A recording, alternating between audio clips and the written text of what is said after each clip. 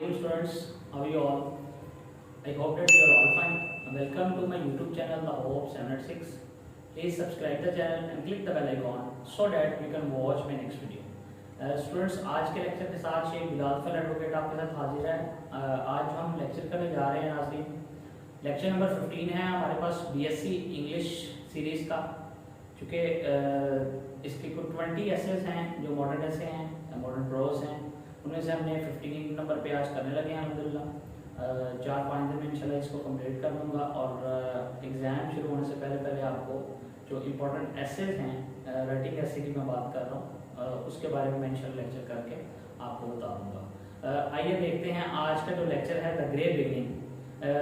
It is totally based on scientific point of view. और आपने second year में आपने जब जो फर्स्ट आपका जो था द डाइंग सन, वो आपने जब पढ़ी थी इंग्लिश में, इंग्लिश प्रोज में, ये उसी से थोड़ा सा बेस करता है, क्योंकि उसमें भी बिग बैंग थ्योरी जो डिस्कस हुई थी उसी को प्रूव करते हुए इसने जो है वो अर्थ के बारे में और मून सन ये चीज़ों के बारे में, यूनिवर्स में जितनी भी चीज़ें हैं उनके बारे में डिस्कस किया है। आइए देखते हैं। सबसे पहले राइटर से स्टार्ट करते हैं। द ग्रे बिगनिंग्स को लिखा है रेचल एल कार्सन ने, ठीक है। In 1907 she was born and died in 1964. What is it all about? ये किसके बारे में है?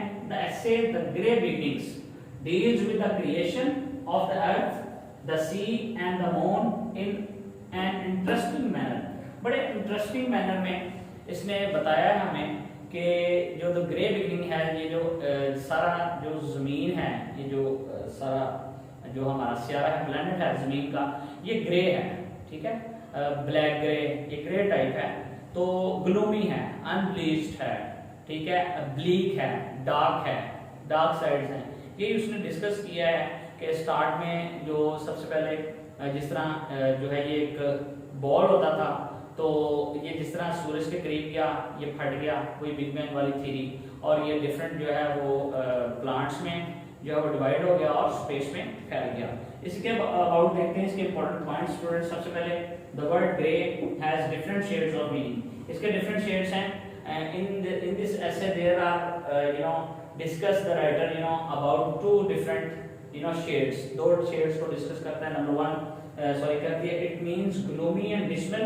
ये ग्लूमी है, डार्क है, डिस्मल है। We often speak of grey season in everyday conversation. हम अक्सर अपने ग्रे सीजन के बारे में डिस्कस करते हैं, ठीक है। It is colourless and hopeless. Colourless है, ठीक है, लाइफलेस है, यस लाइफलेस है। सेकेंडली इसने जो डिस्कस किया, इट मींस अनब्लीच्ड एंड अनडाइड क्लॉथ। जिस तरह अनडाइड क्लॉथ होते हैं जिनके ऊपर कलर नहीं किया जाता, उन्हें डाई नहीं हम करवाने जाते। It is just like a planet of the earth as well. Nextly, he proved his point of view by giving us the example of Big Bang theory. Here, I mean writer discuss the theory of Big Bang. कि किस तरह जो है वो जो सूरज के करीब जमीन गई और किस तरह उसके जो है वो कट इनटू पीसेस उसके जो हुए और वो जो है स्पेस में फैल गई और फिर आहिस्ता आहिस्ता अर्थ वजूद में आई, मून वजूद में आया, ठीक है, फिर ये यूनिवर्स क्रिएट की गई।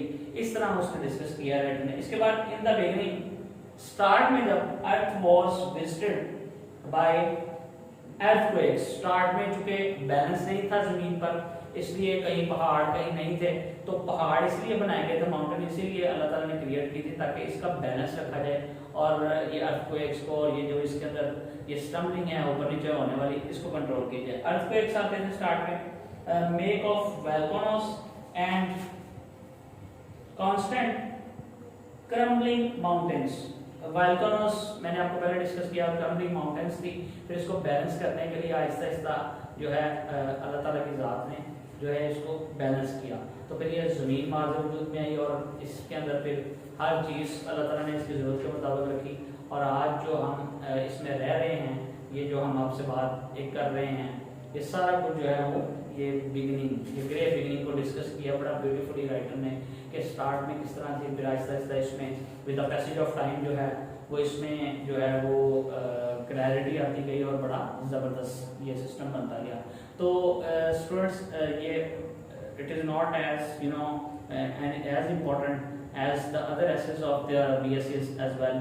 So if you have any question at the end of this essay, just put in the comment box. Thank you very much, students.